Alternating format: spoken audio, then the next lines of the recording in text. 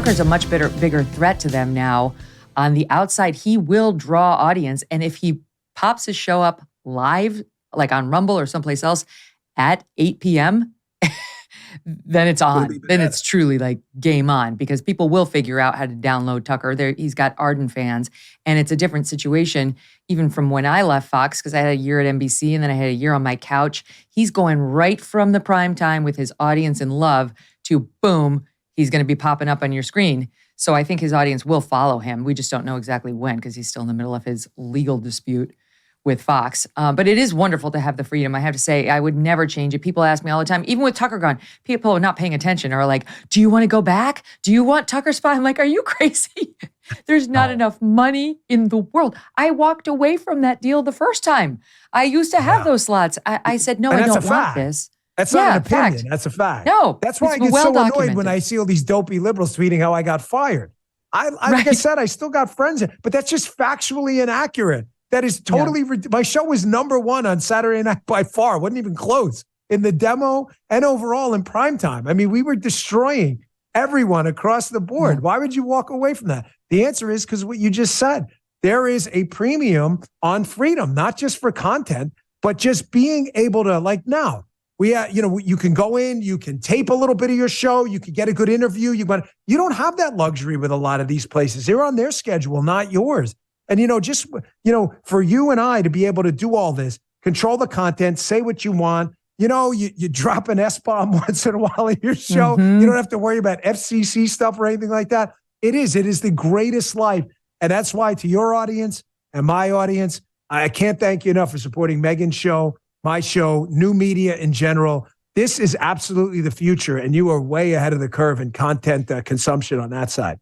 It's exciting. And you can't have a conversation like this on cable news, Dan. It's like 7-minute segments, if that. Some nights on the Kelly File, I would spend an hour getting ready for a particular segment in the blocks. And it would be a 3-minute block. I'm like, I spent an hour preparing for a 3-minute block. I got 2 questions out to the guy. It was over. It's just such thin gruel. Whereas in this Can I let you in on a little secret you with can that? Go on. Because I don't talk about this much on my show, but with you, because you totally get it. You're a very, very good interview. I watched your show. I've been watching Fox 20 years. I watched it every night. I watched you during the daytime, at night. It's a skill. I'm not just kind of glossing you up. It's true. Interviewing people's a skill. And I don't say this to be funny or self-deprecating for effect. I mean, I suck at it. I'm just not good at it. I don't know if it's because I don't give a damn what people say. I do. I suck. And I'm not good. And I had to learn the skill. You look at like a Howard Stern, who, although the politics went off to the left, I grew up on Stern. Stern was never that good of an interviewer. If he wasn't asking a question about a woman doing something crazy, like it wasn't an interesting interview. And as he got older, his interviews got amazing, where he's interviewing some guy who sells bagels on the corner, and you're like, holy crap, this is the greatest interview. I didn't know that went into bagels, And you had that skill.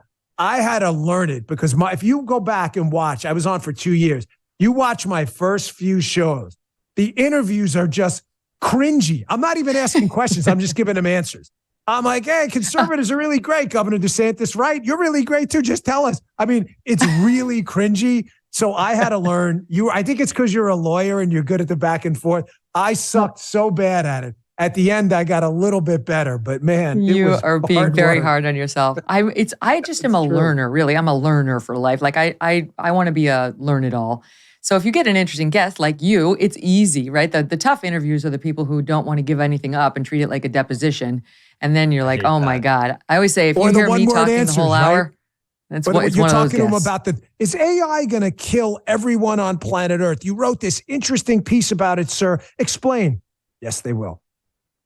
Do you have anything else to add, please? Because this is 2 minutes we got to kill. That's the worst interview of all, where you've got to go in there, Macho Man Savage style, and rip out of them every single word. You're like, please, God, just answer a question with more than 3 words. That's happened to me a couple of times too. So many times. So but cringy.